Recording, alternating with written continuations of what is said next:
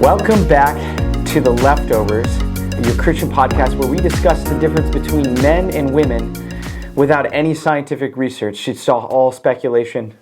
I'm your host, Pastor Karl, and this is my co-host, Pastor Nate.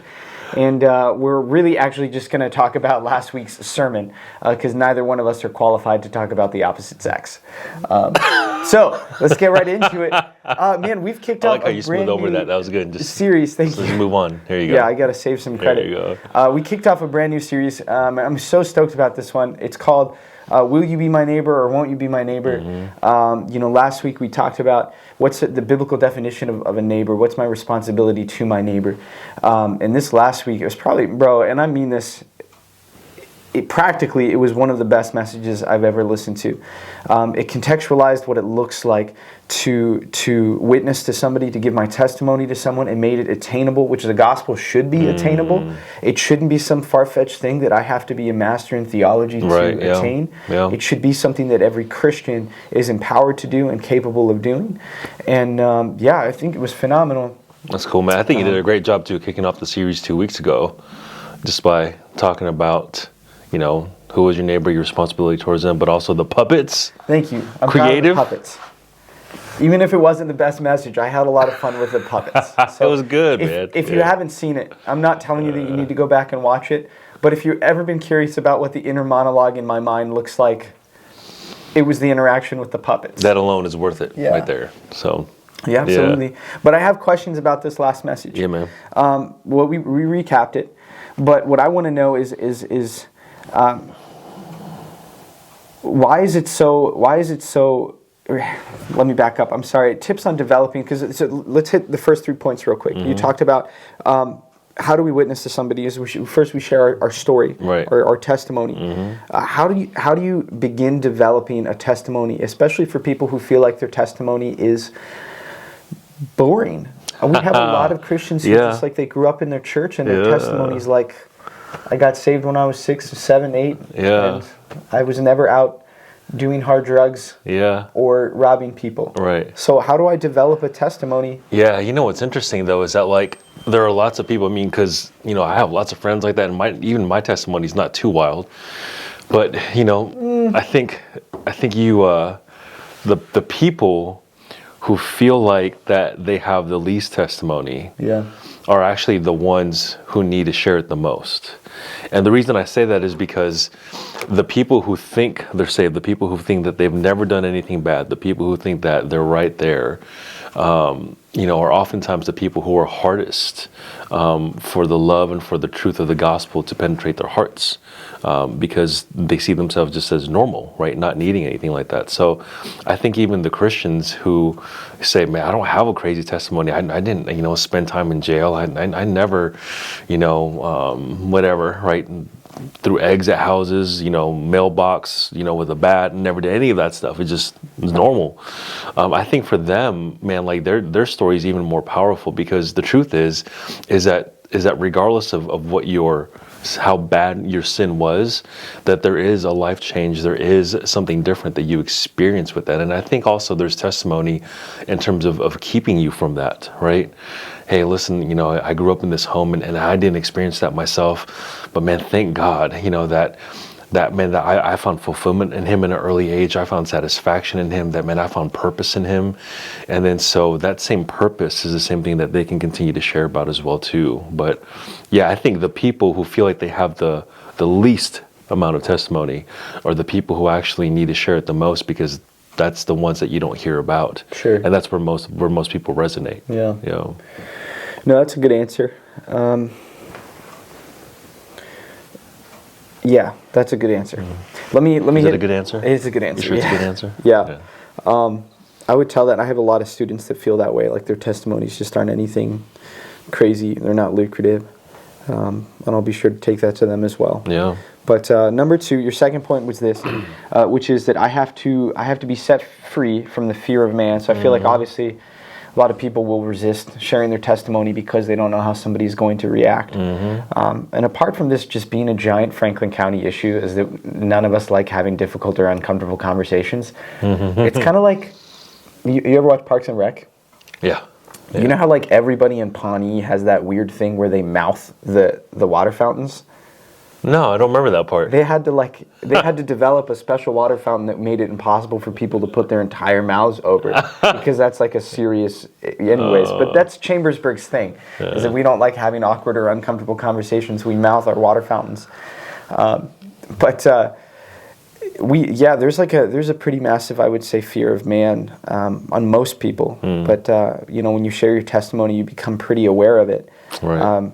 So I heard that the number one way to combat the fear of man is to develop a healthy fear of the Lord. Mm-hmm. But where does that fear of the Lord come from? Like, where do you start developing? And you're going to say the quiet time. Yeah. But, I mean, unpack that for me. Yeah, for sure.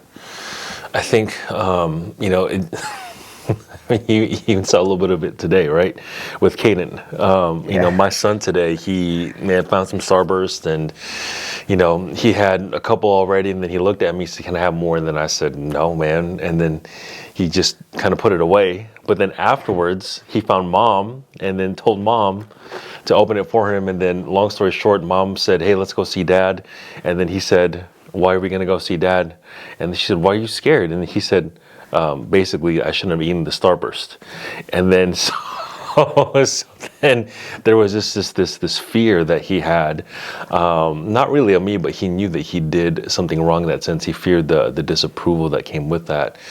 And the reason why he feared that disapproval was because, man, he and I just have a bond. We have a good, healthy bond. We're not perfect. I'm not a perfect father by any means, but we have a good, healthy bond. And I think oftentimes what he's afraid of is that disapproval. It's kind of like what I see in my kids. They're all very like that. And so when I have a tight-knit bond with my kids, when I have a tight-knit bond with my father, what I fear is I feel the disapproval because there's strength in that relationship, and I don't want to damage or tarnish that. And then so I would say, yes, according to what you just said, I think a healthy fear of the Lord comes from you first spending time with Him, from you first creating a healthy bond with Him, because it's not so much a fear as in I fear He's going to hurt or harm me. It's a fear in terms of, man, I love Him so much and I'm so intimate with Him. I fear His disapproval, and that's what you see too in the book of Genesis, chapter, was it 39 or whatever it is, that Joseph is in Potiphar's house, and then Potiphar's wife says, "Come and sleep with me," and then he says, "Man, how could I do this great evil in the sight of God?" Yeah. That he had this healthy fear of, no, I know He's watching, and I don't want to incur His disapproval. Wow. Yeah, that's good. So, and then I mentioned, even that interview that my friend turned me on to on CNN, where Rick Warren is being interviewed. Mm-hmm. And he just blatantly says that. He says, "I fear the disapproval of God more than I feel your disapproval." It's funny, Caden asked me to, at the bottom of the steps, he asked me, he's like, "Where can I hide?" And I thought he was just playing hide and seek, and now I realize it was you that he was trying to get away from.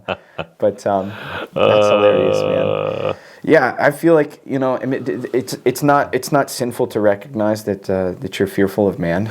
There's definitely times through Psalms where David talks about, how scared he was.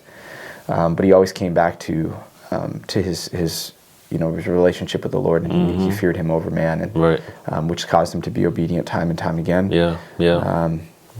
So absolutely, a muscle that needs exercised until it becomes ingrained in muscle memory. But number 3, which was, I must redefine the win. This was my personal favorite. It's like if you've ever tried to start a new discipline and you just expect results right away, you lose interest in that discipline almost overnight. It's just not going to happen. Exercise is the same way, but you have to develop this taste for it and redefine what a victory is. As consistency is a victory. Making it habitual, that's a victory. And so I guess what I'm going to ask you, because let me clarify what redefining the win looks like, is that you can't expect your testimony to just save everybody that you tell it to. People don't work that way. If you've ever been married, you when you have an argument, those conversations are never just one and done. They're things that develop over time, and you can't expect your spouse to just be in your headspace right away. And so people aren't always ready to receive the Lord. And Paul talks about one man plants a seed, another man waters the seed, but ultimately it's the Lord that makes it grow.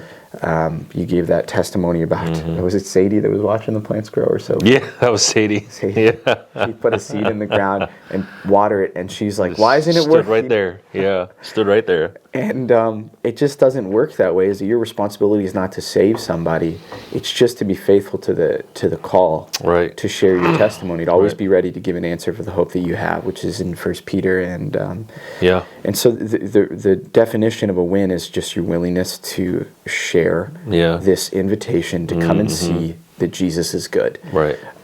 But I guess the question that I'm asking here is, what joy is there in sharing your testimony? And maybe that's a very personal question. Maybe that's one you have to develop for yourself. But for you individually, what joy is there in sharing your testimony? Yeah, I think, there's the obvious, hey, listen, I get a chance to brag about what the Lord has done. I get a chance to just be bold and, give God glory in that sense.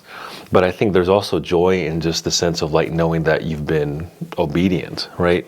That's why you have to redefine the win. Yeah. So the joy isn't, oh man, like I got him over the finish line. The joy is, man, I did what I was supposed to do, and like my Father's pleased with me. Yeah. And then so that's even just success right there, right? Success isn't defined by what the world says or even by what, the standards that we measure, but, can success simply be defined by, man, I was just obedient to what the Lord had me to do. Regardless of what the outcome was, the output was I was obedient to the Father. And then so just even like reveling in that, that man, I did what I was supposed to do. Yeah. Yeah. What peace that would bring. But so let's recap. Yeah. How unbelievably attainable it is to be somebody's neighbor, to share your testimony and to invite them, which, I probably should have recapped as well, is that your testimony is not this extensive dissertation about why you should accept Christ. It's like the woman at the well who had a brief interaction with Jesus and immediately ran into the town and said, come and see this man who did this. Yeah, who told me everything I ever did. Come and see. That was it. And it's just an invitation. And we have to be okay when people aren't ready to receive that invitation. Yeah. But when you love somebody and you want to be with them, you keep inviting them time and time again. Right. And regardless of their response, the invitation comes from a place of I want you to see for yourself. Yeah. It's not forceful. You can't make somebody. Right. Your testimony is simply come and see. That's your witness. Yeah, and I love even to just the other fact of the Samaritan woman, just to reiterate it again. I mean, I mentioned it on Sunday, but just even the fact that she had literally, Jesus called her out and said, you're living, you're in sin, right? You're living with this fifth guy, not even your husband. Yeah. And then she has an experience with Jesus, and she goes off right away, and then she starts being a witness. And basically a lot of people end up turning to the Lord because of her witness. And I think the crazy thing when you think about that is she hadn't even had a chance yet to go home and to clean up her life, right? That nothing was changed back at home, that she didn't, break up with the guy, she didn't kick him out, she didn't dress it up, she didn't try to clean it up, she just had an experience, then right away left, and based on that experience went and began. Yeah. Now there's obviously a balance to that righteousness, sanctification, that you want to be in that process, right, of becoming more like Him. But I think it also speaks to the fact of you don't have to be perfect to be a witness, you just need to have an experience with the Lord, and there's power in that. And so I really think that helps break down the walls, because one of the things that people fear of being a witness is, I'm not theologically sound, or I'm not worthy, I'm not clean enough, I'm not good enough.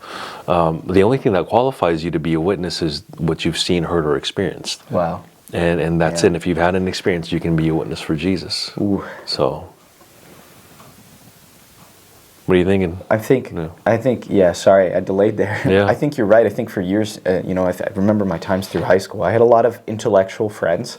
And I feared that if I spoke, I would reveal that I knew nothing. And obviously, nobody knows nothing. There's like levels of things that we don't know. It's just that they would know things, and I would know how to microwave an English muffin pizza. Like those were our levels of knowledge. And so I feared that if I talked about Jesus, that they would ask me these hard theological questions that I just would not give an account for. And so, for my idea of what a testimony was one that needed to be foolproof, that I also needed to be perfect so that my witness would stand. But here's the issue with that is that it's you're testifying as to what somebody has done for you, not what you've done for yourself. Yeah. And so your testimony, you don't need to be perfect to testify about what Christ has done. Yeah. You're testifying about Jesus. Yeah, that's good. And His perfection and His righteousness, not on your own. It really does remove a lot of the weight of like, am I going to be believed? Are people going to take me seriously? Sometimes they will, and sometimes they won't. But it's ultimately it's Christ that you're witnessing back to. And I think the more you do that, the more you accept Christ's righteousness for your own, and He develops those things in you, and He makes your witness credible over time. But just the immediate obedience, the willingness to say this is what Jesus did, is what develops and that righteousness in you, and what sanctifies you, to bring up theology. But good, man. Well, I think that's everything. It's a shorter podcast today. We're so glad to finally be back with you. Come back again next week or this Sunday as we continue our series. How many more do we have in the... This will probably be our last one, because then the week after that is Easter. Come out for Easter as well. We are expecting a phenomenal service. We're gonna have some testimonies, and then the service after Easter, we're doing baptisms. Just excited to see what Jesus is doing through the church in this season.